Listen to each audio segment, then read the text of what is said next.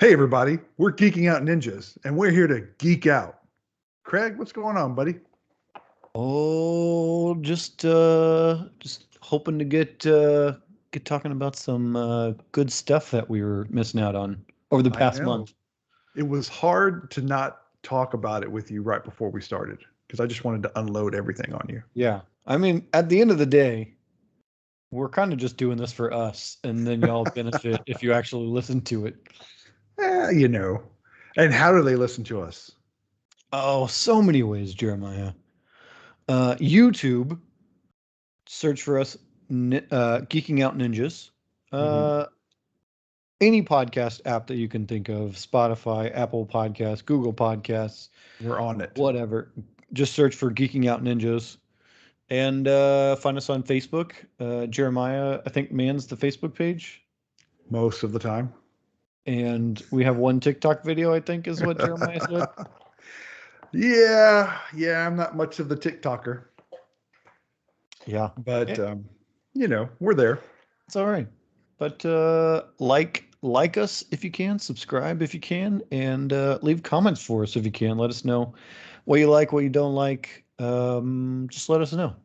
Exactly. And it's been 4 weeks? It has been a month. Yeah, it has flown by. We've had some things happen, Yes. and we're glad to be back at it. Though I'm so happy to be here. We're glad to be back. It started with me going out of town. And I forgot that you were going out of town. You did, and you messaged me like, "You ready for the show?" And I'm like, Like, I'm in Calif. I'm on a plane." yeah. And then I was like, oh yeah, you told me that. So, Bad news. Yeah, our flights up to California got delayed, which was awful, ooh, especially mm. with kids. Oh, that's terrible. We planned the flights to get there at a specific time so that we'd show up at like bedtime at almost Mhm. around the same time that we would normally do bedtime. Well, that got totally thrown out the window. I think Wow. uh, I don't remember which flight it was, if it was our first flight or our second flight, but one of them was delayed like 2 hours, and it was just like, oh my God, like this is gonna be the death of me with three kids, Well, sitting and sitting in an airport. relatively young, three kids. Yeah, Like 5, 3, and 1. I've never flown, let alone flown with kids. I mean, how did they do? They did pretty good. I was surprised. The two older ones, we we don't do a ton of tablet time at home, Right. but we were just like, here are some new headphones and here's a tablet, Yeah. and we've got shows, we've got games, like you're good to go, do whatever you want for the whole Sure. time. And then there's snacks and drinks and all sorts of stuff. Yeah. They were totally fine. The youngest one, who's like 18 months, was like, I've got to be somewhere else. I need to do something else. Why am I stuck here in this tiny little space? Let's just go somewhere. And that was the hard part. Yeah. Was her just being stuck. At the first flight, it was me and my wife sitting next to each other with my daughter in the middle, so we kind of shared a lot of the responsibility. And then Hmm. that went out the window for like the other three flights. So Oh. it was a little more challenging. On the flight home, uh, on the second flight home, I had my youngest daughter with me, and there was uh, a Burmese lady next to me, and we Uh-huh. were and we were kind of talking, just little bits here and there. She didn't speak real good English, but we were still chatting it up. And at one point, the lady was decided to show a picture or pictures of her dog to my daughter, and I was like, oh, okay, that's kind of cute. Like, Yeah. keep her a little entertained. But Sure. then Sure. she really came in with the save later on. My daughter was super tired. You could tell she just wanted to go to sleep, but she just wasn't having the whole "I'm gonna go to sleep," and Right. she just uh, started freaking out. Um, and so the lady once again saw what was going on. She looks over at me, and sees my daughter freaking out and pulls out her phone, starts showing videos of the dog. And my daughter, she's just sitting there like staring at this. And the, I mean, the lady was just literally showing like the same two or three videos over and over Sure. to my daughter until my daughter fell asleep. And I was like, oh my gosh, like Oh, wow. what a blessing to have someone next to me who is not mad that, first of all, not mad that my daughter is freaking out, Right. but also that she was helpful and doing whatever she could to comfort my Wow. daughter and just That's cool. help me out. So that was pretty nice. Is she in like a car seat or is she sitting in the airplane seat? We just put her in the airplane seat. Okay. We brought car seats, but we checked them all just because, man, lugging car seats it's so It much. is. Yeah. Yeah. Uh, yeah, that was the worst. I was lugging all three. Well, I wasn't doing it all by myself, but I was lugging two suitcases, two of the car seats on the way from the San Antonio terminal to our our car that was parked in the long-term parking, which, oh my gosh, if they could put that long-term parking any further away, I would be shocked. Like, it was awful. Um, I was dying and I literally just kept like struggling to get over like bumps and things like that. And this guy stopped and he was like, "Hey man, do you need some help?" And I was like, "Yes, I am dying." So he helped me get it to like the elevator, and then he was like, "All right, man, you got it." I was like, "Sure." And then we got it the rest of the way, but it was just it was awful. Crazy. Having three kids in car seats at the same time, taking them on the airplane was just it was awful. Yeah. Yeah. It was a lot. Well, we don't fly. And Yeah. so, and we didn't even think about it we couldn't have, like, I don't know that I could handle being in an airport or an airplane, let alone my children. So kudos to you guys for Yeah. And we had doing to it. wear masks the whole time, everybody except for the youngest one. So that Ooh. was, yeah. The older girls even got tired of the masks Oh, after sure. a few hours of having to wear them. They're like, "Can Yeah. we take it off?" And it's like, the only time you can take it off is when you're eating or drinking. So it's like, okay, here's something to drink, here's something to eat. Like, that was my favorite part of the plane ride. Is like, all right, I'm having snacks. I don't have to wear this mask Nice. for a few minutes. I'm vaccinated. I think I'm okay, but Well, yeah. Who knows?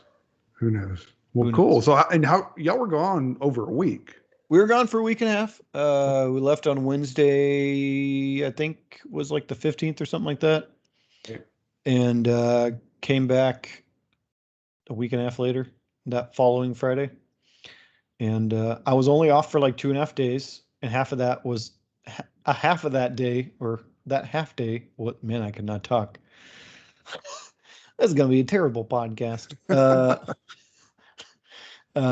We were flying, and then the other 2 days, we were prepping for a graduation party, so didn't really get to do a whole lot with my time off, and then I worked the whole next week remotely. Yeah, because I remember, I guess, did I text you and you said you were working or did I call you? Probably text you. Probably texted. Yeah, we don't And really talk yeah, and on the phone. you know, Who phone talks on the phone conversations. anymore now? Yeah, and you said you were working, so I mean, that's Yeah. good. You could work and not have to take extra time off. So Yeah, I mean that's the only way I would have done the trip. I didn't want to take the time off. My wife and I's 10-year anniversary's coming up, and so 10 years. yeah, I wanted to spend some time on that trip more than I wanted to spend some time on this trip. So I was like, I'm only doing this if I can work remotely, and luckily I was able to do that. And my time was shifted, so I had to account Oh for yeah, the central time. So I was working from 5:30 to 2:30 versus my normal 7:30 to 4:30. So that. I mean, that wasn't that bad. I kind of just stayed on the same time schedule. I was just up right. before everybody else. Yeah. Uh, So you probably got more work done in that time frame than you did once everybody was awake. my kids woke up pretty early. Oh, did they? Oh Yeah, yeah, because they don't switch. No, they were up like maybe 30 minutes after me, and then they're coming in Yeah. playing in this room that I'm in, and I'm like, oh my goodness, like get out of here. Yes, yes, that's what they do. Yeah. Well, awesome. What was going on the last 2 weeks, Jeremiah? Well, it was really my issue. My wife had half her thyroid taken out, and that was successful. That's good. I tried to convince her that they told me she couldn't talk for a couple of weeks, but she didn't believe me. So she was talking right away.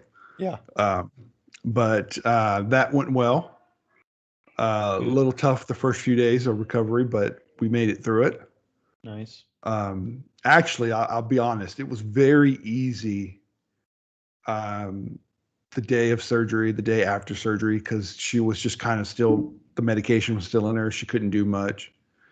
But once she started feeling better, my job was to keep her from doing things. So that was the tough part. Yeah. You know, you can't paint. No, I can paint. No, no, no. You had surgery 2 days ago. You cannot paint. So things like that. Yeah. I was in charge of keeping her from not doing too much. She had to walk. There were certain things she could do, but she couldn't do too much. So that went well. And then last week I was ready to roll, but we had some family move and we had to step Family. up and help out with that.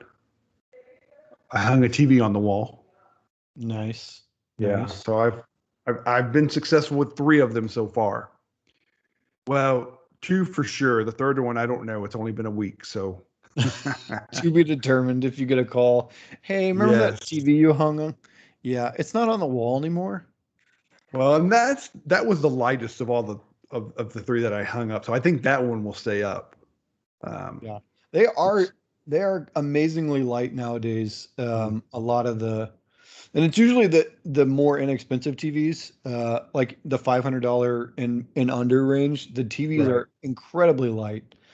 Like we had to hang some at. I mean, I didn't hang them myself, but I picked up the TVs and I was like, geez Louise, like these things weigh like what, 20 pounds? Yeah. Like it's Yeah. insane. Because I took my, and granted, it's an old TV. It's from like 2011 and it's a plasma. But that Ooh. thing was like, oh my God, this thing is going to kill me. It's so heavy. Hmm. Oh Like yeah. I actually repaired my TV, that TV. Yeah, I was shocked. If you're listening, my face is shocked right now that he repaired the TV. I I don't know your repair abilities, but just Yeah, repairing a TV seems like I far love fetched. repairing things. I mean, why let it go to waste if I can try and fix it, right? I mean, it already doesn't work. Why not give it a shot? Well, that's true. And I think it stopped working. It stopped working a while ago, right before we got our new TV. Um, it knew its days were numbered, so it was like, whatever, guys, I'm out of here. And it just stopped working. It wouldn't power on or anything like that. And I was like, okay. So I did some research, kind of had an idea of what it could be. So I Uh, bought the part that I needed, which was like $50. Um, and if nothing else, because I haven't sold it or anything, I honestly don't know what to do with this TV. If you want a 60-inch plasma TV, let me know. It's a Panasonic. It was top of the line when it was released in 2011. wow, that's 10 years old. Yeah, let me know. It still works. Still a good TV. Let me know and I'll be happy to negotiate something. It's obviously got to be more than $50 because that's how much I paid to fix it. Yeah, just leave a comment. Yeah, We'll get you taken care of. we'll do it. Let's get this TV sold. Let's get it out of my house. There you go. I got the original stand. I got all the original stuff. Remote still looks brand new. All that because I never used it, so it's good. Yeah, but so it's the part sat under my desk for I don't know a couple weeks. Like I was like, it's one of those things like, yeah, I'll get to it whenever I get to it. And finally, nobody was at my house. I think like an evening, or my wife wasn't at the house for an evening or something. I was like, okay, this is a perfect opportunity to do this. So I had a soft blanket over this TV so I could lean it up against the wall because you don't ever want to lay a plasma flat. Right. So it was just leaned up against the wall with a blanket over it. So Wouldn't scuff the TV, wouldn't scuff the wall. And I picked this TV up so I could lay it flat on a table so that I could repair it. Oh my God. I And it thought it was was I thought I was what, gonna 100 pounds, 75 pounds? I honestly don't know how much it was, but it Yeah, was I mean it's super heavy, but it's also really big. So it's it was hard. awkward. Yeah, it's hard to hold. And picked it up, put it down, and took all the screws out needed to, followed a guide that some guy had on YouTube, and it was essentially a power supply, but Okay. it's a motherboard that's like mounted, not a motherboard, but it's a power supply that's mounted to the back of the TV. It's crazy how little is actually in this TV, in the back of it. So it was kind of cool just to see that. Right, right. I don't think I took any pictures. I wish I would have. I would show them right now, but just to show you what's inside of a TV. There's not a whole lot, surprisingly. But yeah, switch it out. Put it mostly back together. I put a couple screws in because I was like, man, I'm not gonna close this thing up until I know it works. So put a couple screws in, plugged it in, put it back on the ground, Uh-huh. so I could see if it was going to turn on. Turned it on, and I was like, "Oh my God, it works!" I was I was Nice. impressed with myself. It was fantastic to see that it still worked. And How long ago was this? it was a couple weeks. I think it was either right after we came back from our trip. I think it Oh, might have so been, it's recent. yeah, I think it was like maybe 2 weeks ago. Oh, okay. Yeah, I did it. I think it was like a Saturday night. My wife had like a girls' night or something, and so I was like, "Well, I got some free time. Might as Nice. well get to this project that's been taking up space under my desk in my office." So We'll find someone to compensate you for that. we need someone to buy this TV. I have no use for it anymore. 60 inches, 1080p, plasma, creme de la creme of 2011. It can be yours. Okay, Let, we'll make it happen. let us know. All right. So you have an update for us with Google Fiber. I do. Tell me. So as you know, and those who have listened, they've been laying Google Fiber in my neighborhood Right, and right. actually the surrounding area. I drove around a little bit more. Just sometimes I go different routes to different places in the general vicinity Mhm. of my uh, neighborhood, and they're like putting it everywhere. It's it's insane how far this like deployment goes in on my side of town. Oh, it's it's in my side of town too. Oh, they're doing it over there too? They are. They're not in my neighborhood Oh, stink. yet, but They they could get are. there. They could get there. Well, they are. You can actually see on the corners where all the fiber, like it's. I mean, they're doing it. Nice. Yeah. Nice. So are you? Did you get the flyer? Are you? So they didn't do flyers, but I did see excuse me. I did see them with a van out today, and I was like, "Oh, that's weird." I was like, "Well, maybe they're starting to put out the flyers because they said they were going to do it in spring." Obviously, we had so much rain that Well, I'm sure it still, delayed yeah. like everything. It's just yeah, the never-ending rain is getting on my nerves. Like I'm glad we got the rain. It's great. It's filling up the aquifer. Like good. Let's get the rain. But could we stop with the rain at some point, please? I mean, it's Like summer. I can't even go outside because my yard is just muddy. I don't have grass Right. in my backyard because the previous owners like Salted it. killed all the grass. And I haven't bothered to pay for like grass to be put in because my yard is severely sloped. That's a whole nother episode. Anyways, yeah, just like let's stop. But anyways, so I see the van today, Google Fiber van, and I'm like, oh, interesting. I wonder if they're putting out flyers. I'm looking at doors Like maybe somebody's Creepily, right? yeah, this is on my way home. I'm like, maybe there's something on that. No, not on that door. Nope, not on that door. I'm like, oh, dang it. Maybe they're not putting them out. And then I get an email today. They're like, Google Fiber is available. I'm like, yes, I will sign up, please. Um, and so So you I signed signed up? up like straight away. I got the email and like a minute later, I'm like signed up and I'm like good to go. Like that was the easiest sign up I've ever had in my life for a service. So you have Google Fiber now, or is it like, do they got to come and Well, install it, they or still have to install it and do all that okay, stuff. So uh, they so they have like a this is what to expect for installation. The first step is I guess they come out here without you having to do anything, supposedly. I'm assuming I have to unlock my gate because my gate's locked. Mhm. Um, but they'll install a box on the side of your house with the fiber. And then on the installation day, they'll take that fiber from the box and they'll bring it into your house. Um, so supposed to be next Tuesday. Ooh, oh, it's just in time for our Yeah, fingers. podcast on Wednesday. So I'll have two internet services at that point in time because my AT&T. I also called today and canceled. That's a whole nother fun story. Um, so I called them and I asked. I was like, hey, when does my next? Well, like if I cancel, when does it expire? Because right, there's always a delay, yeah, a billing cycle. And so it expires on the 5th, August 5th. So I've got okay, two internet services that'll be here for like a week or week and a half. I can kind of do some fun tests and experiments and just see. yeah. Um, so maybe I'll talk about that on future episodes.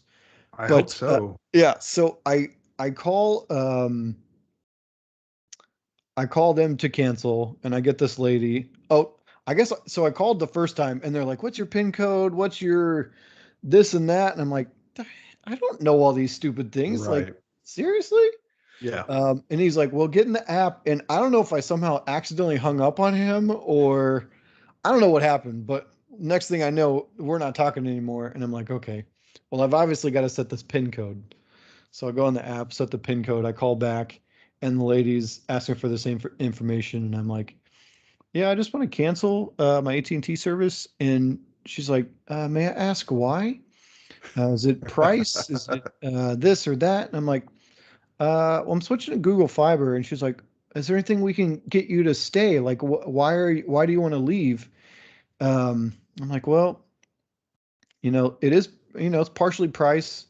Um, and then I was like, and some other things, and I'm like, I'm not going to get into the reasons why I hate AT&T right. or like it's a long like theological sort of situation I've got going in my head about why I hate AT&T and T and why AT&T is a terrible company and all these things.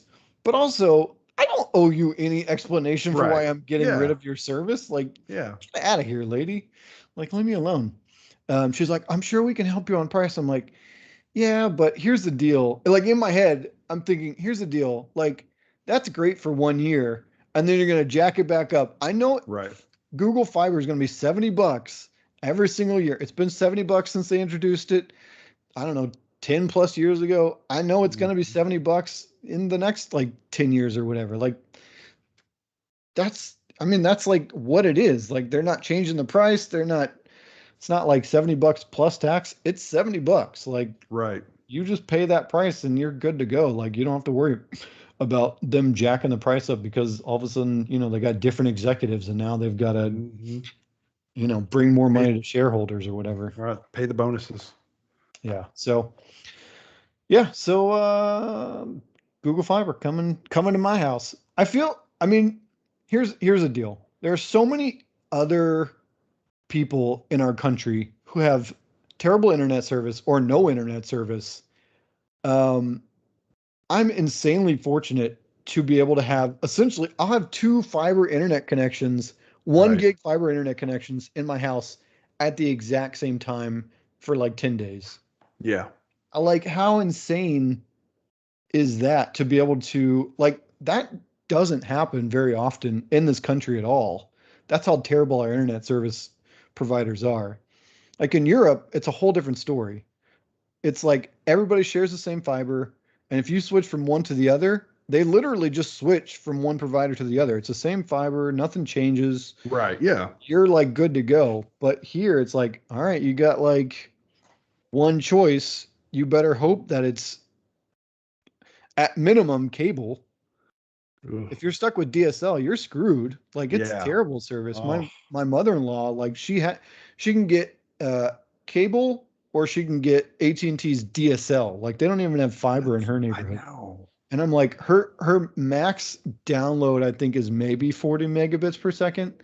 Her upload is like 5 Yeah. Yeah. or something insanely low. And I'm like, man, like I honestly couldn't live with those speeds at this point in my life. Uh, No. it's No. just, I don't know how people do it. I don't know how people manage to not have internet. I feel like it's a national disgrace that we don't have better internet for the majority of our citizens. Hmm. This is just my mini rant on how uh, many different things have failed us on our road to better internet for everybody. But I'm glad that Google Fiber is getting into more places. I know they're not expanding as much as they wanted to, just because it's a pain, uh, literally a pain in the ass for them to try and get the right of way on utility poles, because AT&T owns an insane amount of utility poles Right. throughout the country, Hmm. which is not very well known. And they don't want to let anybody on their poles. Like, why would you do that? Yeah. So they're having to do this whole micro trenching thing, um, or they're having to run a whole new conduit and whatnot from different parts of town just so they can get fiber uh, to your neighborhood. So it takes Hmm. them a while to get anything done because it they literally have to lay all new fiber underground, and it's not an easy task. So uh, definitely fortunate and glad that I can finally get rid of AT&T.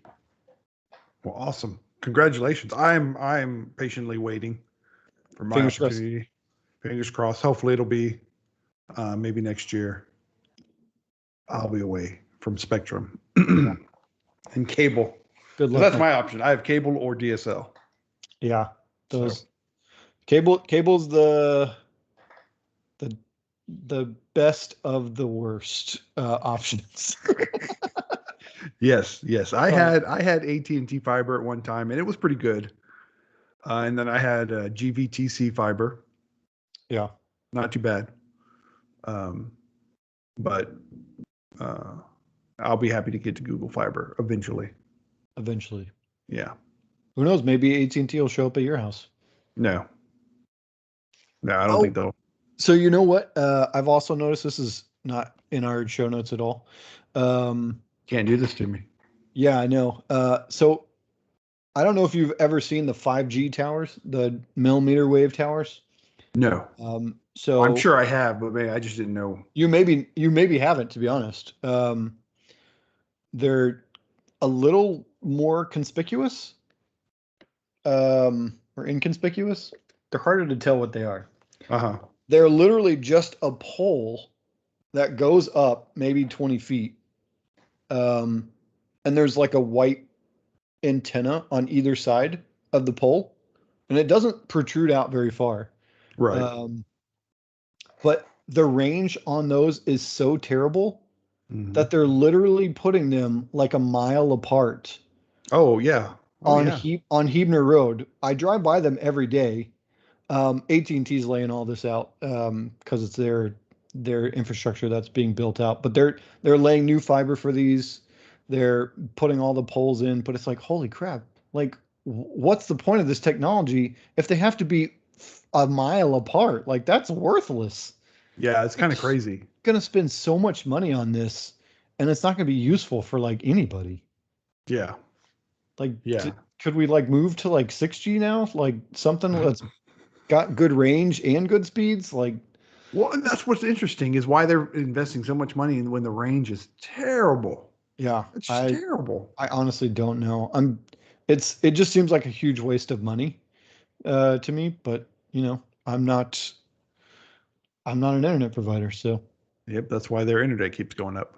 well, I'm sure this is their way of like, hey, we're not going to add any more fiber. We're just going to do this to your house, and now you can buy internet from AT&T Mobile or whatever. I'm Right. sure that's where they're trying to get. So it's cheaper for them because they don't have to lay fiber to everybody's house. Hmm. But like, could you imagine like 100 houses connecting to this? It's going to slow down real fast.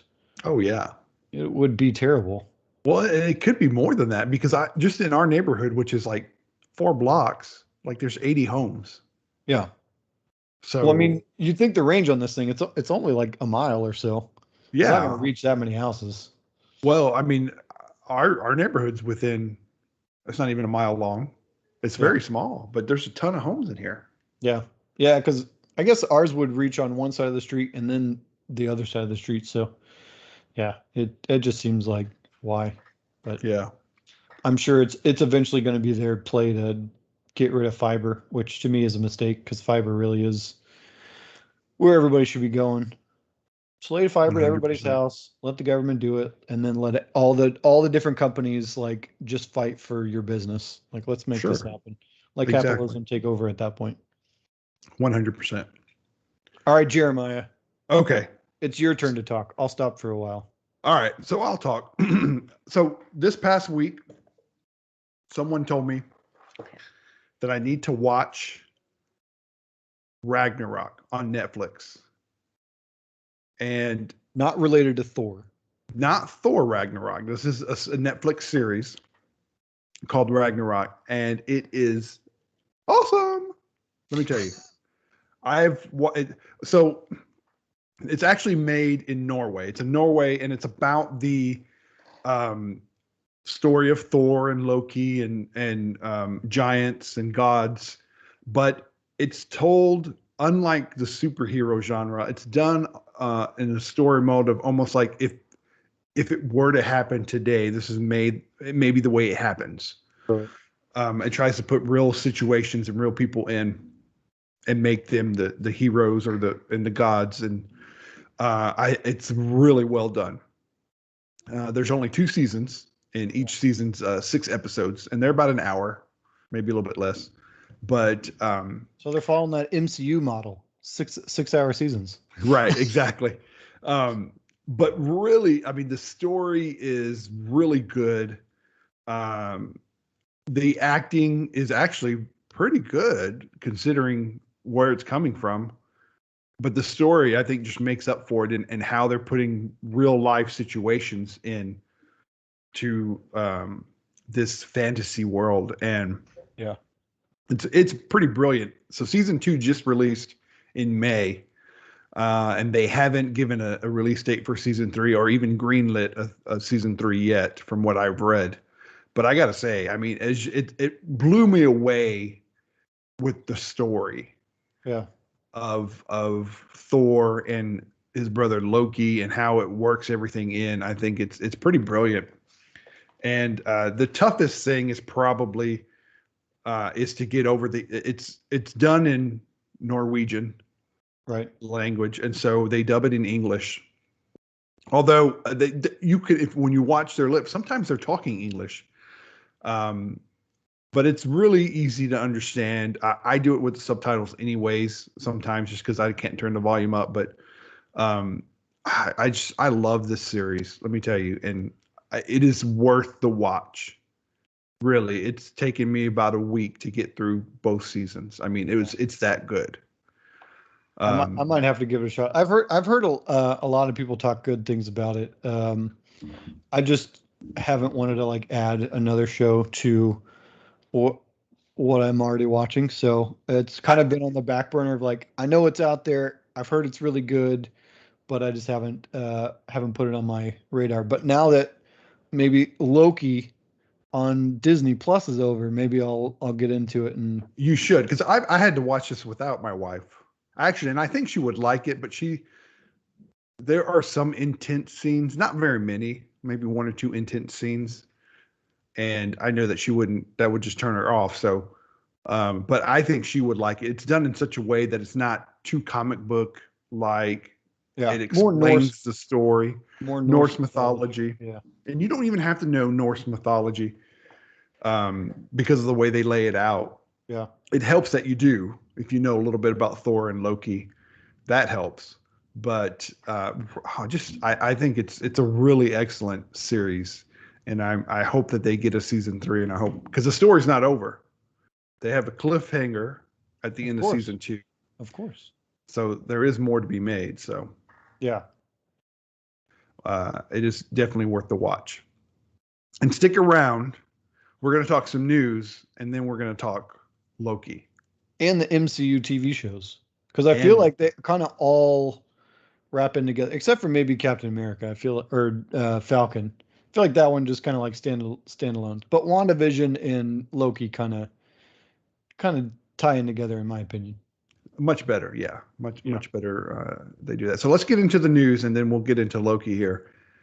Because we were going to try to keep it short today. I don't know how we're doing. I don't know when we started recording, but I don't think we're doing great.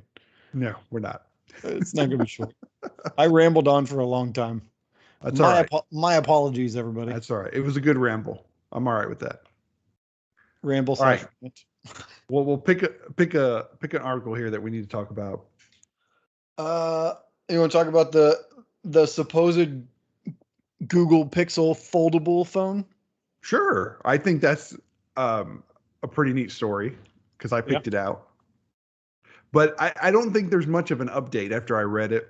No, there's not. I don't normally like to talk about like rumors and things. I mean, this does seem pretty likely that it's going to happen just based Right. on different sources that I've heard from. Not that I have sources, but different Not yet. sources that I've heard of from the internet.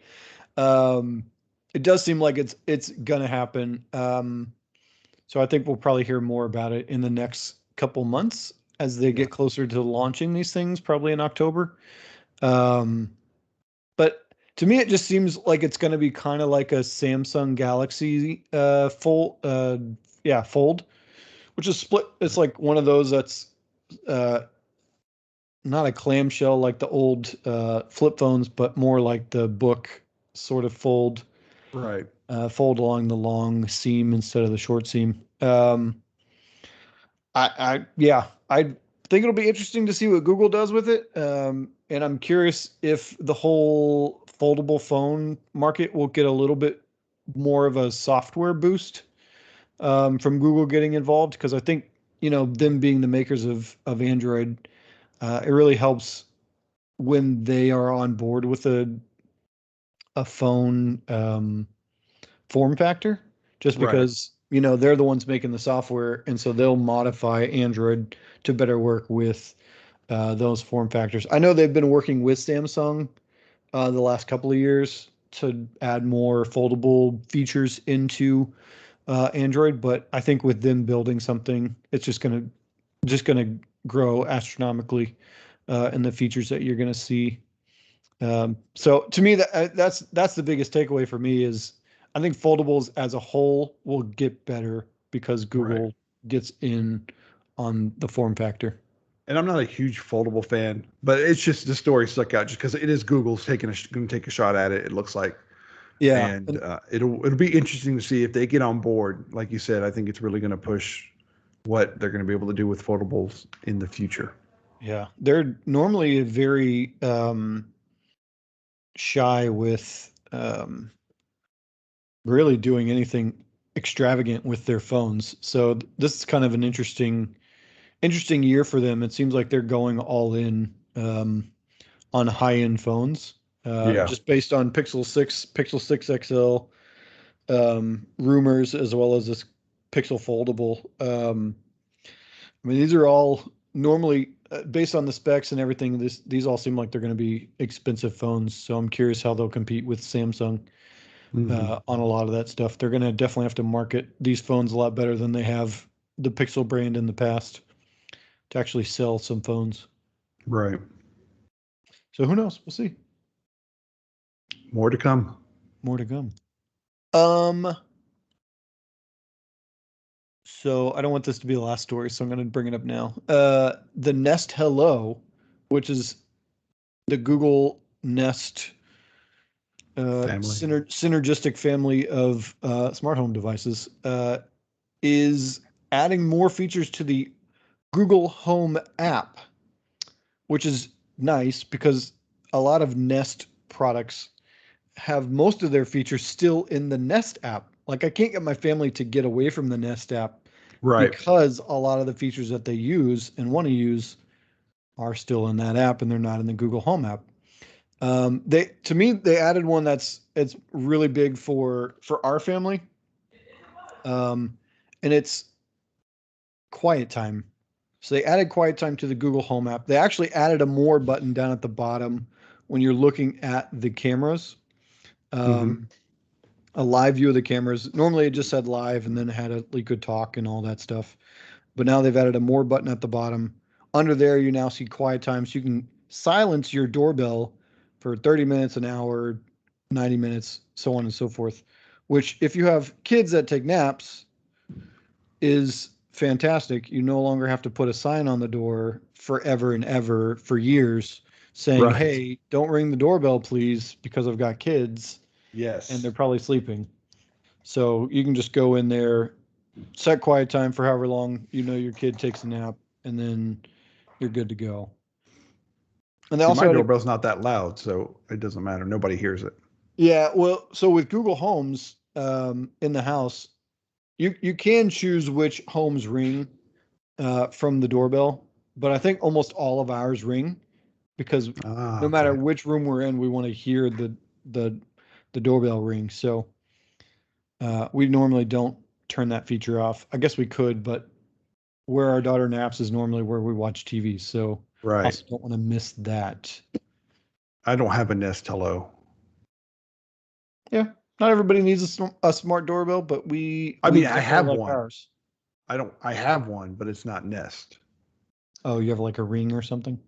No, I don't even have a Ring. I have it's alarm.com. Oh, I okay. don't know. Yeah, It's through my do your security security. provider. Yeah, yeah. Yeah. I Now mean, it that works. we all know what your security provider is. Well, you don't know who my security provider is because it's not Alarm.com. ADT. Alarm.com is actually the provider of many different homes security systems. Mine actually, Right. my security system is based on alarm.com too. Okay. Well, there you go. Yeah. It's amazing how many different companies use that platform Yeah. for their stuff. Yeah. I guess it's just easier. But they also added quick responses. So somebody rings the doorbell, you can just quickly pick one of the predefined messages on here. You can just leave it. We'll be right there. No one can come to the door. Things like that. Not that I ever Nice. would. I I'm know. Yeah.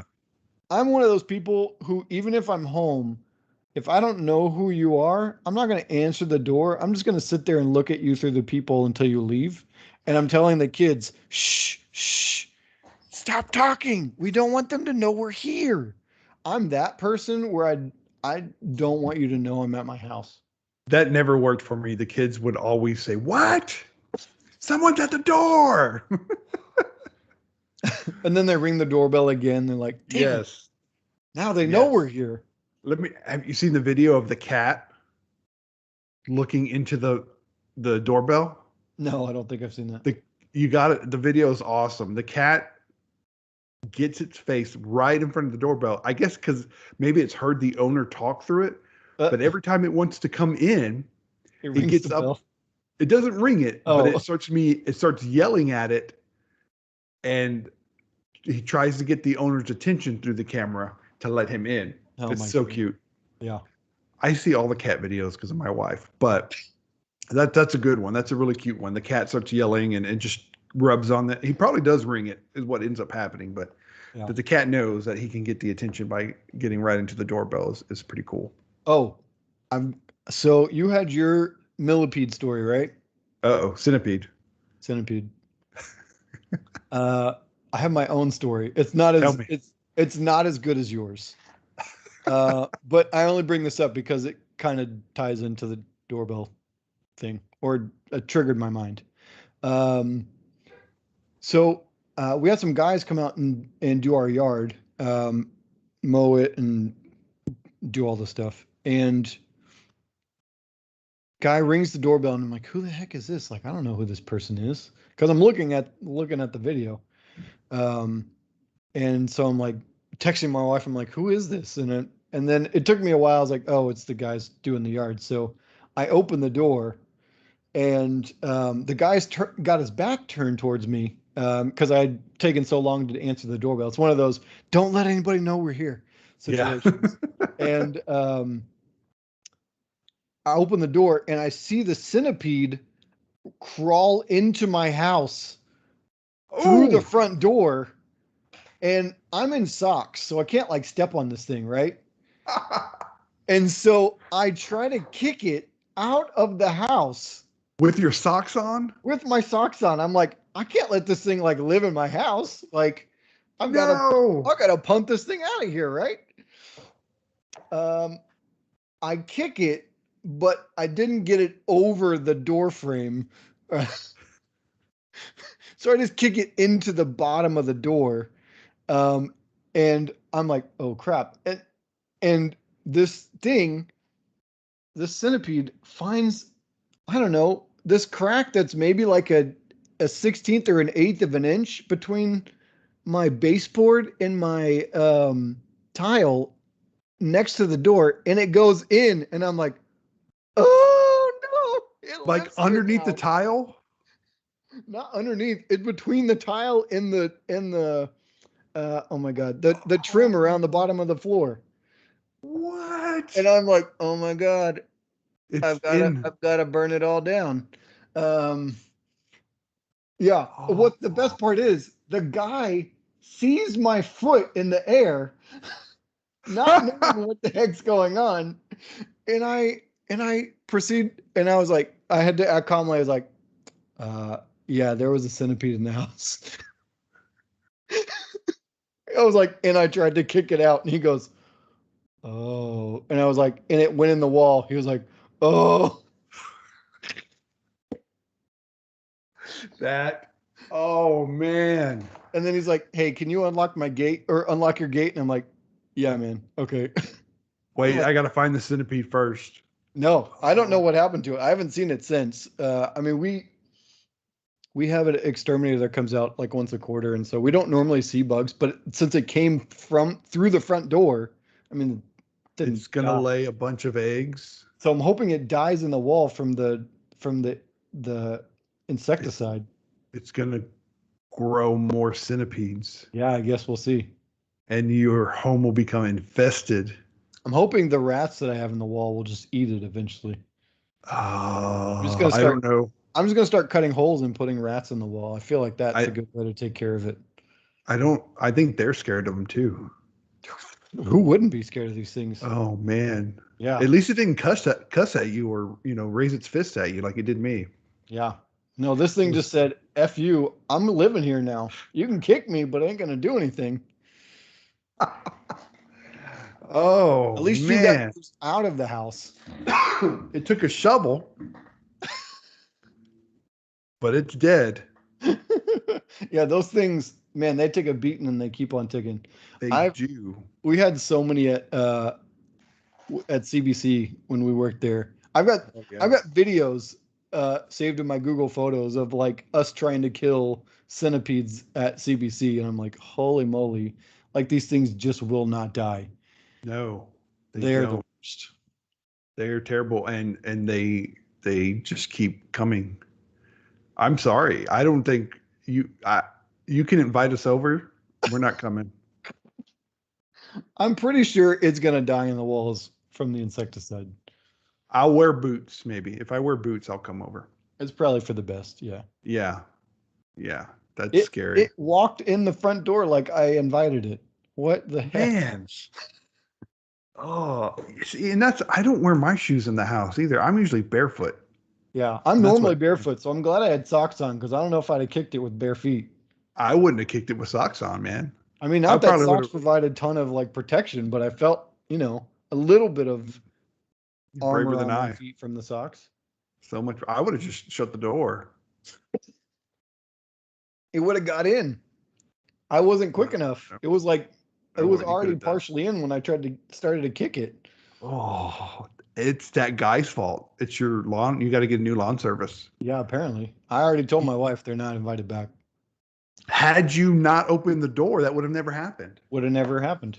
No, it would have gone to somebody else's house. Yeah. Or lived Oh, outside, which is totally fine. Like that, outside is totally it's where you can live. terrible. I'm sorry, Craig. I'm so sorry for you. All right. Let's talk about one of your stories. Okay, let's change the subject to something much happier and much brighter. So being diabetic, I tend to look out for things that will improve my life so I don't have to stick needles in my body. And I actually have a sensor. Actually, it's beeping at me right now that I need to calibrate it. But I have a sensor that monitors me 24/7 now. Got to change it every 7 days. But what's cool now, this article that I picked up is that one of the companies that Apple works with, one of their suppliers for I don't know exactly what they supply, but it's for their Apple watches. This company called Rockley, and what they're working on is a device that can monitor your blood sugar without um, without a prick, without sticking Who your are you calling fingers.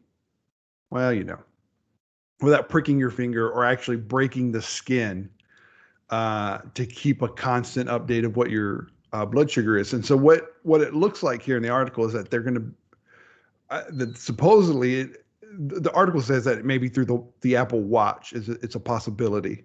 Yeah. Not that Rockley or Apple is saying this is going to happen. Really, all the article is saying is that Rockley's working on this technology, and they're going to find a way to be able to sense your blood sugar.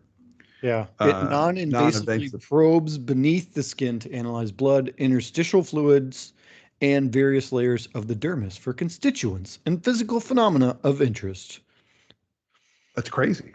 That is crazy. So it just caught my eye, and I was like, oh, that's pretty cool. If they can figure that out, that will change. Like, it changed my life being able to know what my sugar is. I just look at my phone now, and I'm like, I know what it is. Yeah. I love it. I love it. It changes. It makes me think about what I'm going to eat or how I'm going to be active, all kinds of stuff. So the technology, we talk about this all the time, how the technology is just getting so much better so quickly that our lives are benefiting from this stuff. Yeah. I know we've been talking about one form of this or another for a while. Like the contact lens was supposed to be something that I think we talked about that the last time we had a podcast, was the contact lens.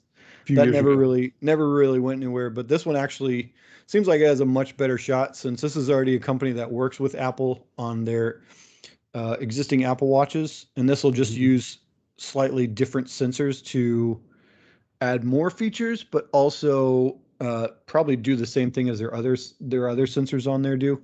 So it could just be like a whole replacement for the sensors that they currently have. Right. So to me, that seems a lot more likely to become a product. I'm sure they'll have to get like FDA clearance and a whole bunch of other things. So I'm sure even if it's ready now, the technology would probably have to advance a little bit for Apple to use it, and then they'll probably have to get the FDA clearance, and that'll probably take another year or so. So my guess is at minimum is probably 2 years out. Well, it says here that the company expects the first generation versions to be available for commercial use first half of next year. Yeah, but that's without it being FDA cleared, which Apple won't use it if it's not. Well, sure. Yeah. I'm not saying it's going to be on the Apple Watch, but yeah. My guess is, though, if Apple likes it enough and this is a feature that they want to add, which it seems like they want to add more health features to their watches, then they would probably lock some sort of exclusivity, which would kind of keep it from coming out until Apple releases it. So yeah, I think that's a pretty big likelihood of happening. Especially with everybody now getting word of it. Yeah. I'm sure they'll have quite a few people knocking at their door. I'm sure it was not an accident that this news got out. Not at all. There's always ways you can get companies to lock you down. That leaking information is usually one of the best ways. Exactly. So this next article to me is a pretty big deal as a parent as someone who controls what other people can and cannot spend.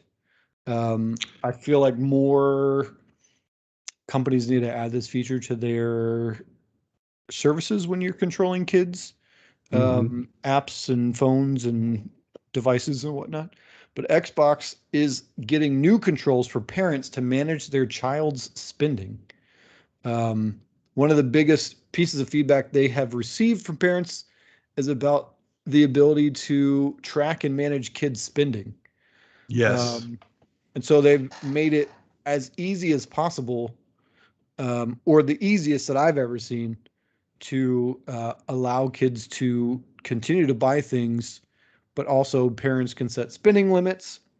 So they add a certain amount of money to their account from the app, probably monthly or weekly or whatever. The kid can ask to buy things. I think the iPhone has that feature in their system, so that you can request to buy things. And so the parent can then add money to their account to make the purchase on the child's behalf. And then you can view your child's account balance to see how much money they have.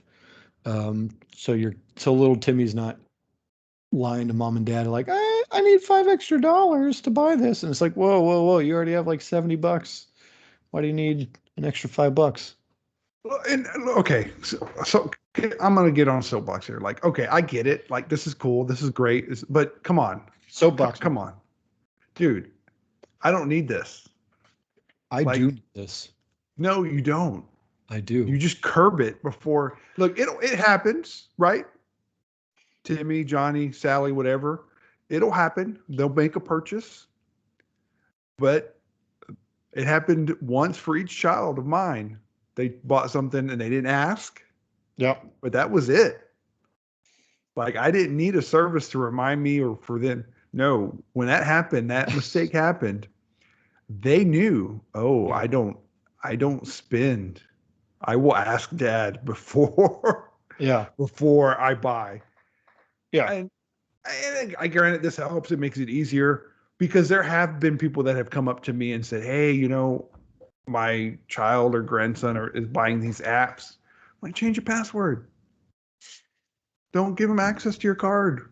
But so everybody has their own accounts now. So they're not signing into dad's account to spend or not spend. So I think this gives you the opportunity to essentially keep them from buying anything if you want to, or let them buy certain things that they're allowed to by approving said, without you having to like manually go in there and type passwords and do all that rigmarole. That's a pain. Like, I have to do that right now. And it's a whole extra like couple of steps, and it's like, if I could just like make this work, like, why not? I get it. Look, it's cool, but like, I would much rather put my password in than have to rely on someone else coming up with this technology or using this in their service. Like, I just I don't know. It was never a problem for me. It happened once and that was it. Yeah. Just saying. I understand. Just saying. Sometimes I prefer the ease of use. Sure you do. Sure. Well, it's easy for me now because they actually, my son has his own account, but I've put my card on his account. But we have the understanding is you ask. Ask first. Sometimes I'll say yes. Sometimes I'll say no. But don't go charging without asking. Don't go chasing waterfalls. Don't. We know what happens. TLC told us. And my children know that song. So I'm just saying, it's cool. It's awesome. It makes it easy. But it's just like, come on. I mean, like I get the ease of it, but like, we don't, like, just control it. Be a parent. Shut it down. Shut it down. I don't know. There you go. That's all I have to say about it. That's all I got to say about that. That's how I sound. The last one, this actually just came out right before the show.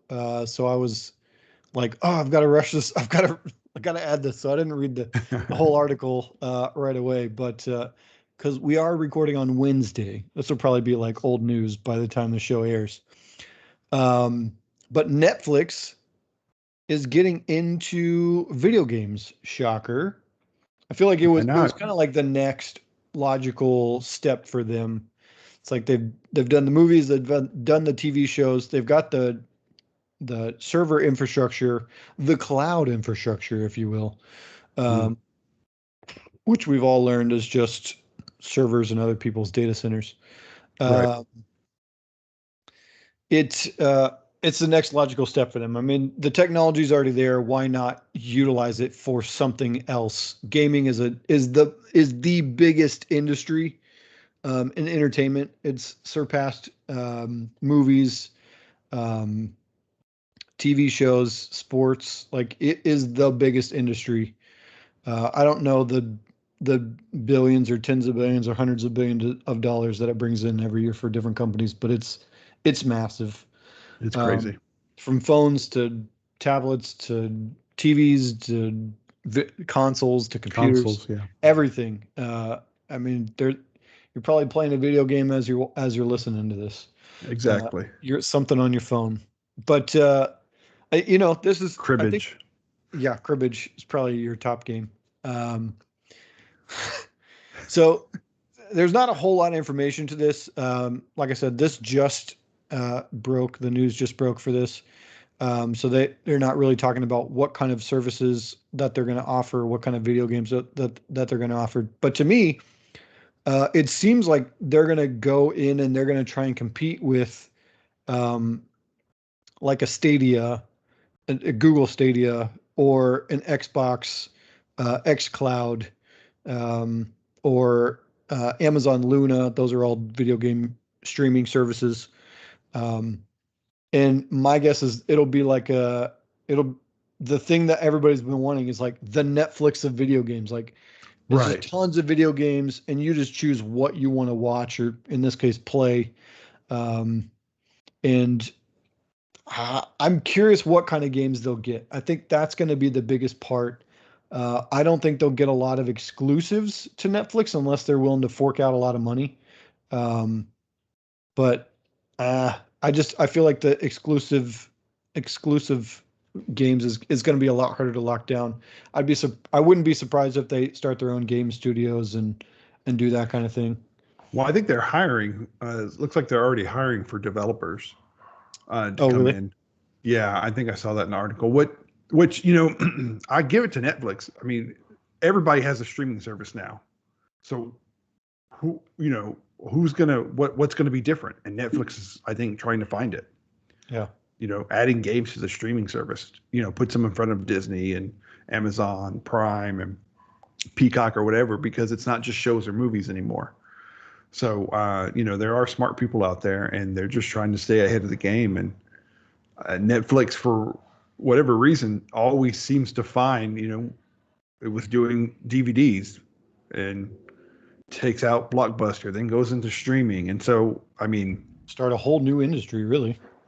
yeah, And so yeah. this And this every, would kind of put them at the forefront of the video game streaming industry. I mean, there are other services out there, but none of them have really taken off to any degree. yeah, But and everybody already has, pretty much everybody has a Netflix at this point. yeah, So it'll they're just be like, already in everybody's home. yeah, connect uh your controller to the TV and like you're good to go. Like you've already got the Yeah, app. What more do you need? Yeah, I think exactly. that's the interesting part about it. Gonna they're not going to charge more for it, at least at first. I imagine they'll increase the price as they realize video Yeah, games cost a lot to make. Um, but the fact that they're not going to increase the price, at least for the foreseeable future, that kind of gives them a leg up on everybody. I mean, I'm already paying for Netflix. Why would I go to this other service when I've already got mhm. it? All I need to do is bring a controller. Like they could kill all the other competitors before the other competitors really get off the ground. And then once they're gone, this is typical capitalism.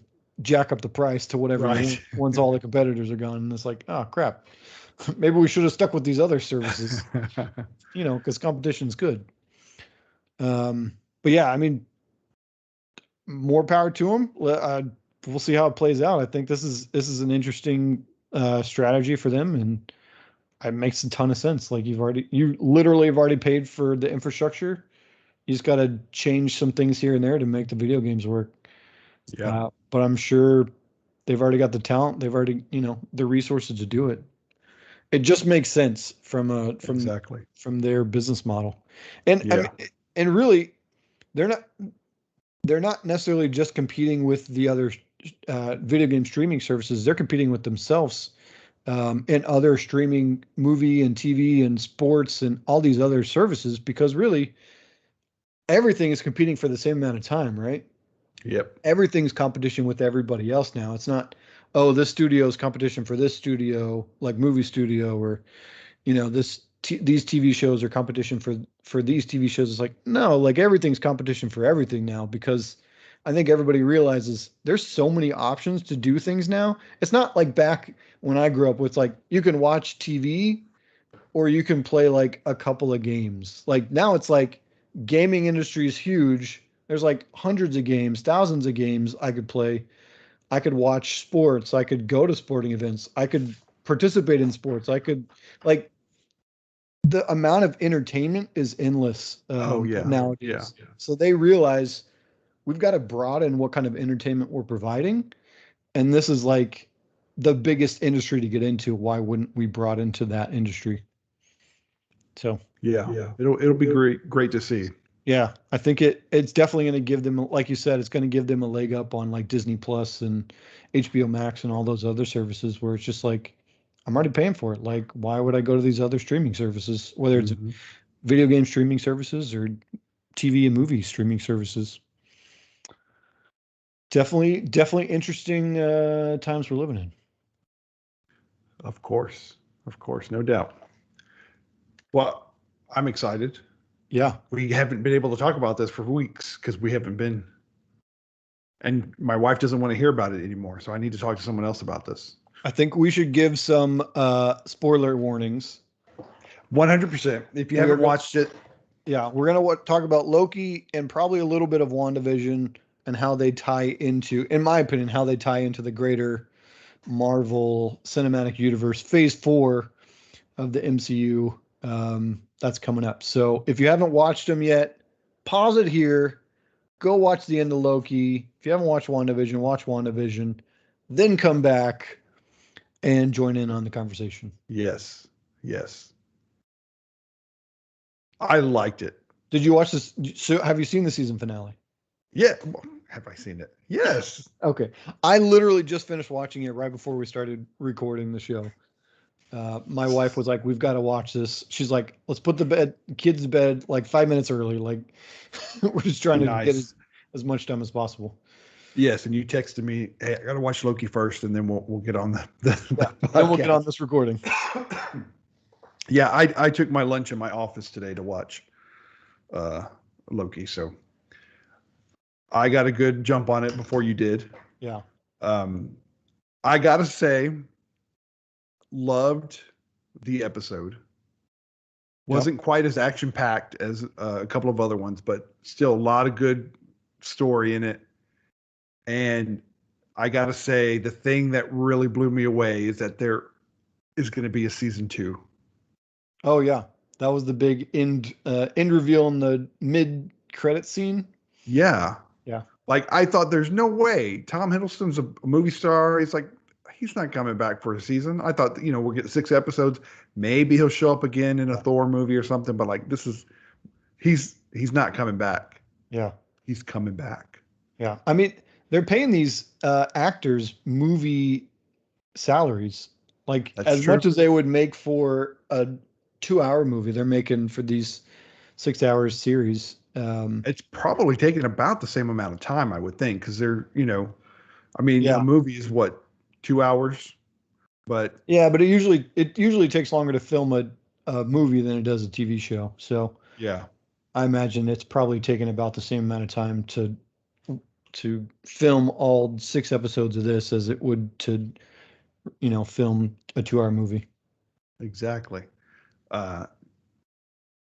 So yeah, the obviously season 2 is a huge deal, and I can see where they're gonna, where they could go, not where they're gonna Right. go. Right. But yeah, the season was great as a whole. It really it started off kind of slow, just building like the mystery and like, okay, what the heck is going on? What's the TVA?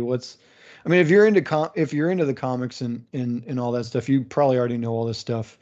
So I'm not talking about anything new for you, but for me, I wasn't really into any of this.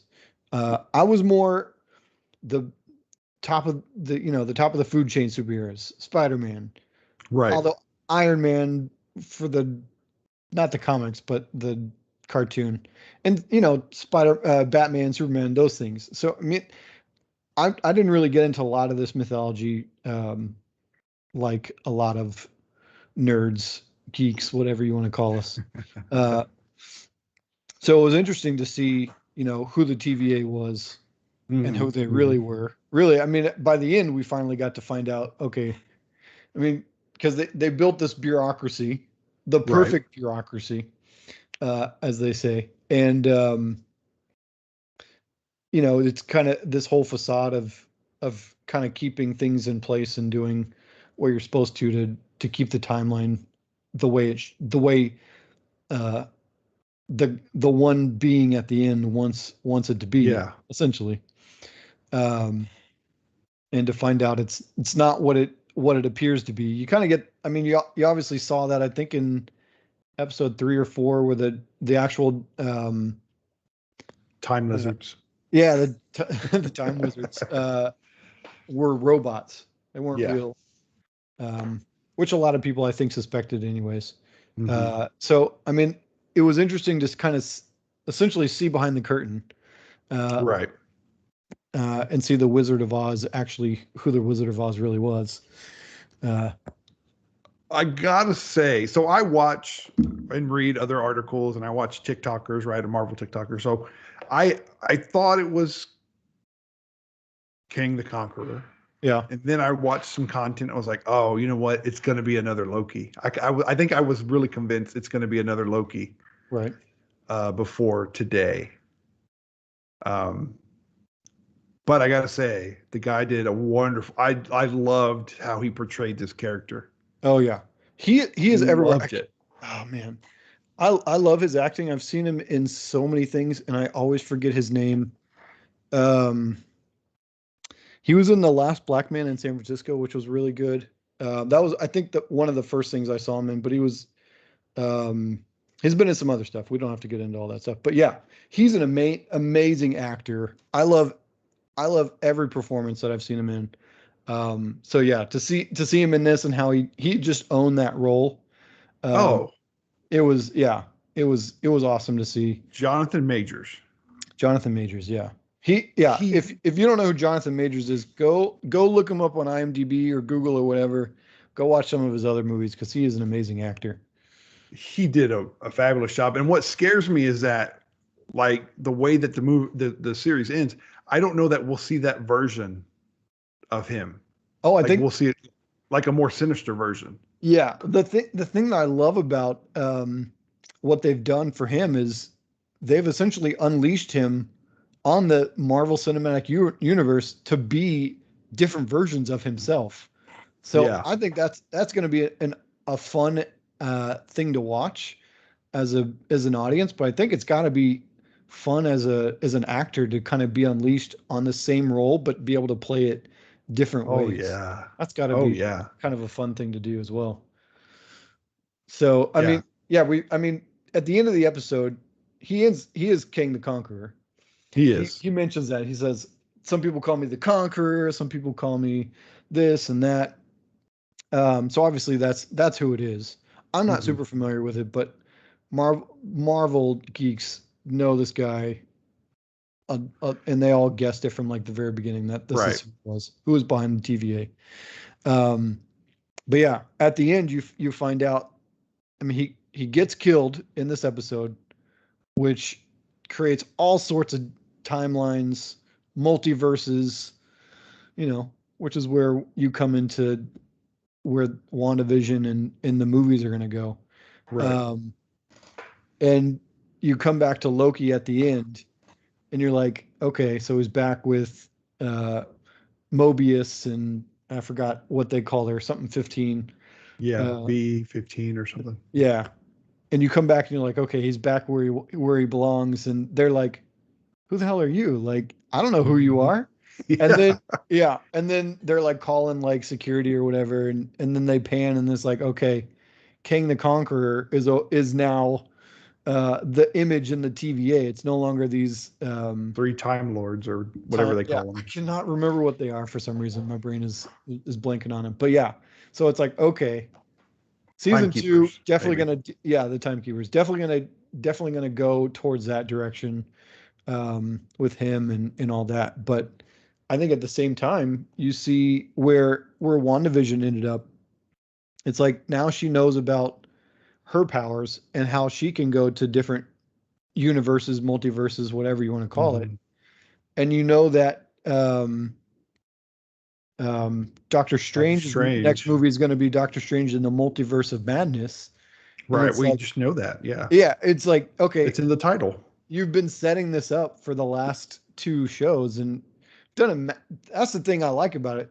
It's like you've done a masterful job of setting the table for yourself to kind of just pick up right away and you don't have to like explain all of this stuff with like a Right. huge exposition dump at the beginning of the movie. It's like, this is what we're doing. It's like, no, man, you've had 12 hours to grasp what's happening.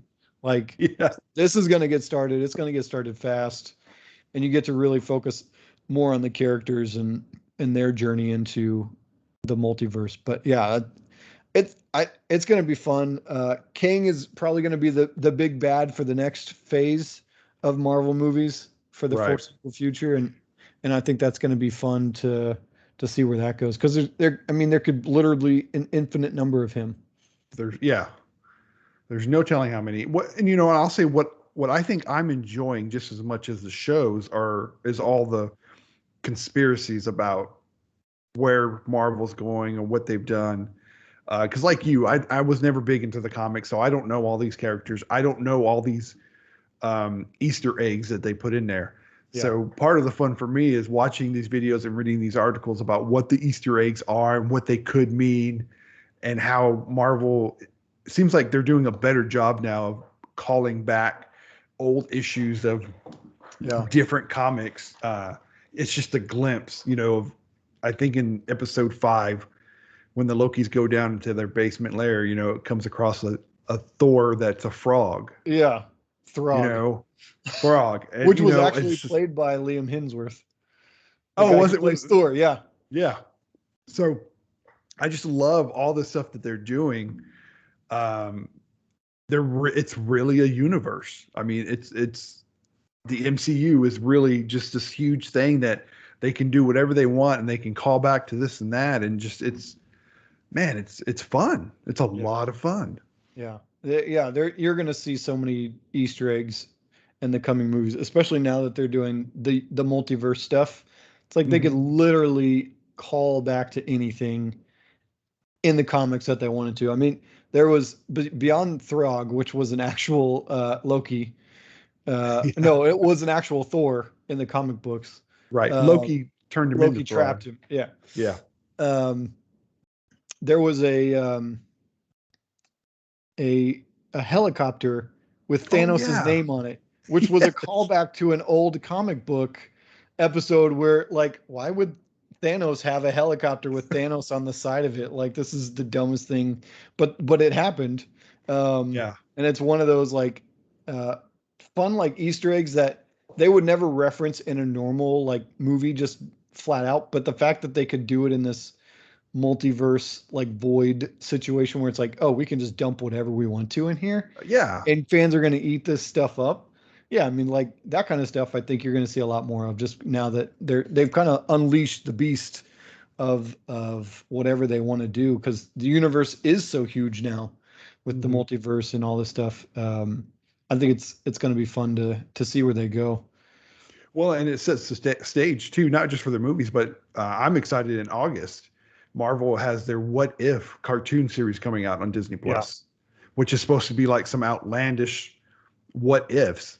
And if you haven't seen the trailers, go watch them. It's a different take on if different things happened. Right. And now, we knew this was coming and we knew it was going to be outlandish, but now like that could play into another movie because we have the multiverses now. I mean, it's not going to be so outlandish. Yeah. Who knows? It could happen. Who knows? I mean, I think with the multiverse, it also allows you to bring back characters that maybe died in other movies or disappeared or whatnot. I mean, you Right. could have little cameos here and there. I think that, I think it's maybe better to do it as something like that where you could bring back Chris Evans and it's like he's not playing the same Captain America, but he's something else. Yeah. And it could be fun for him to do it versus having to play the same Captain America over and over, which, I'm sure which is part of why he was like, nah, I'm gonna bow out right now. Yeah. So Exactly. I mean you could see that kind of stuff too. So the possibilities are endless. It was a good show. It really WandaVision sets the stage for the multiverse, not in the same way that Loki does, but it's more of a subtle like, okay, if she can get her kids from these other universes and all this other stuff, it's like, okay, there's something going on here. And then Right. this kind of happens at I guess probably technically in the timelines before WandaVision happened. Um, and so yeah, I'm excited to see where they're gonna go and all this kind of stuff. It's gonna be fun to watch. It is. Tons of new It is. characters that we're gonna get.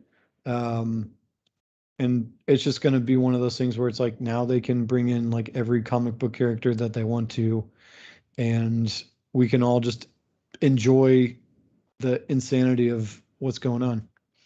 100%. And we all find out. I mean, for someone like my wife who just watches it because I make her watch it, but I mean, she enjoys it, but she's not going to remember. But Yeah, she doesn't have to go back and read comics she doesn't have to know the brief history. She's just going to enjoy what it is. right. And it doesn't matter what they bring in, and it's just a good time. Yeah, that is going to be the interesting part, though. Like they're building this mythology that essentially starts at the beginning, right? Hmm. At the beginning of I guess the first movie was I think it was the Hulk with Right. Edward Norton. Edward Norton, yeah, and then Iron Man. So we're essentially still building off of that original foundation. And I mean, you don't have to kind of go into that, but the more layers that they add to this, I think it's going to be a lot harder for like new fans to come in.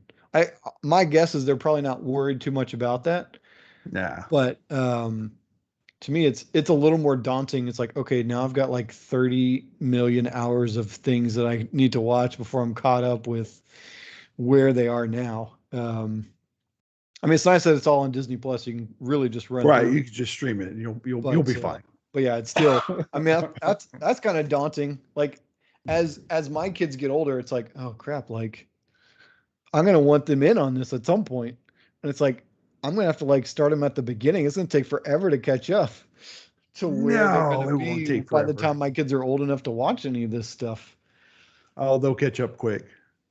They'll catch up quick. You'll enjoy it that by that time. You're going to enjoy going through it again and reliving it. Yeah, I'm sure I will, but it's gonna be so many hours of content. Well, you can skip Iron Man 3. I like Iron Man 3. It's all right. Thor 2. I mean that's an Infinity Stone, but I don't know. I feel like Yeah. Thor 1's more skippable than Thor 2. No, I like Thor 1 better. I mean, Thor 2 you have to see because of the Infinity Stone, but I don't know. It's a long debate. There are movies you know what, to be honest, I haven't seen the Ant-Man movies yet. Yeah, I don't know if you're to be honest, I don't know if you're missing much in the greater I don't MCU. I mean, he's part of the Avengers and all that stuff, but I mean, you're not really missing much by not seeing those movies, which is kind of interesting No. to say. I won't miss the third one though. Quantum Mania. Why is I'll that? probably watch that one. Well, we know he's the villain in that one. Oh, we do Kang for sure. Conqueror. Yeah. All right. Yeah. So he'll be in that one, which I don't think comes out till 23 or 24. Probably 23. I honestly don't know. It's a shame. I just know Spider-Man is next, and then which is December, and then of course Black Widow's now, and then Doctor Strange will be in March. Shang-Chi Oh, I forgot and about the that one. Legend of the Ten Rings is supposedly coming out this year. Is that still coming out this year? Yes, I think that's September. I don't know how much that's going to play, but it's supposed to be a pretty good movie. Yeah, my guess is it's definitely going to be more of an origin story. But the Ten Rings is That kind supposedly of, the same organization that captured Iron Man in Iron Man 1. you mean 3? No, it's Iron Man 1, where he built his first. They were called the Ten Rings? I thought so. I thought, well, okay.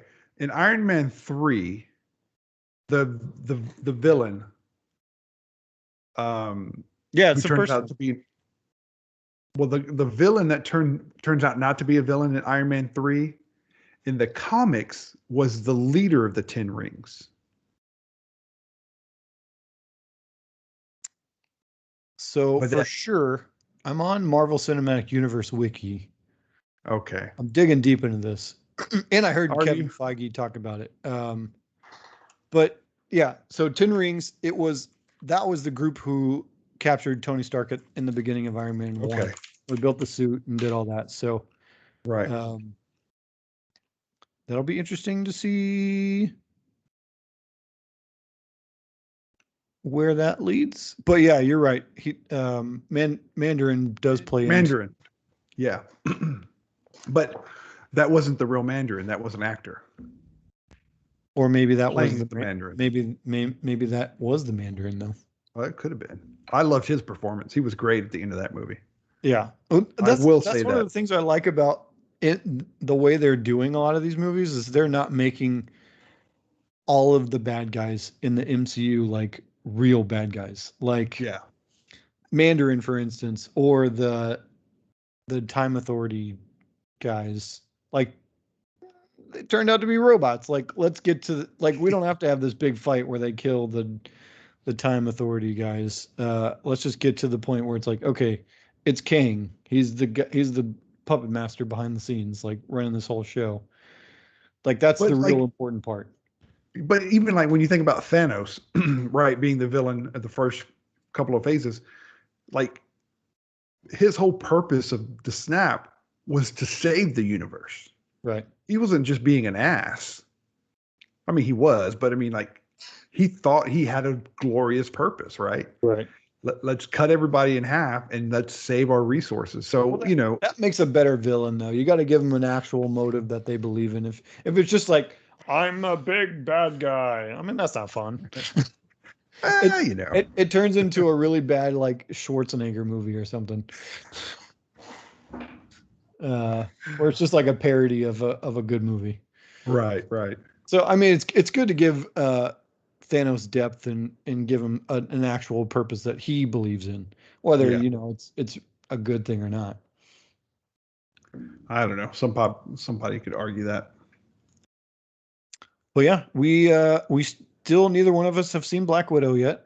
I've Not heard yet. it's amazing. It's a great movie, great send off for Black Widow. Or is it? Or is it? But yeah, I think you know, I think they're only getting better at making these movies, and I think it's great that they're bringing in different voices to make these movies. Like the Eternals is made by, and this is kind of Marvel's MO. They'll bring in like this indie director who made this like really cool movie, and they're like, "Hey, want a lot of money to make this Yeah. this big expensive movie?" And so I think Eternals is going to be an interesting movie to watch. Uh, my guess is it somehow plays into this whole cinematic universe, not cinematic universe, but multiverse thing. I just I think Spider-Man No Way Home is going to do the same. I feel like they're all going to Right. tie into that same multiverse thing, Mhm. and it's all going to culminate in Doctor Strange in the Multiverse of Madness. And Yes. I think it'll be interesting to see. I'm not saying that's like the end of it, but I think that's going to be like, okay, we're like Big. we're diving real deep into this with that movie. Yeah. Like all of them, I think are going to play with it, kind of like the last two TV shows have done with WandaVision and Loki, where it's Mhm. like here's a little bit more about this, and we're gonna put Spider-Man in jeopardy. He's gonna end up in some place he can't get back from. The Eternals are gonna, somehow deal with it. Like I said, I'm not super into Marvel lore, so I don't know how all these different things interact. But my guess is it's definitely gonna get real deep with the multiverse with the Doctor Strange movie. And we'll be here to tell you about it. We'll be here to talk about it next year. That's right. All right. Now I think this podcast is like an hour and a half long. I know. I think we got to cut it off now. I think we had a lot of good stuff. We were out a couple of weeks, 4 weeks. So it's a good reintroduction back. Welcome back to our longest episode ever. And thank you for sticking with us through the end of this. Yes. If you skipped ahead, there was probably a lot of good stuff you missed. Find us on YouTube, all the podcasting apps, all those things. Yes, please do. Subscribe, comment. And Craig, if you're looking for that 60-inch plasma, send me a comment. I'll let you know how much I'm selling it for. All right, everybody. We'll see you next week. Ta-ta.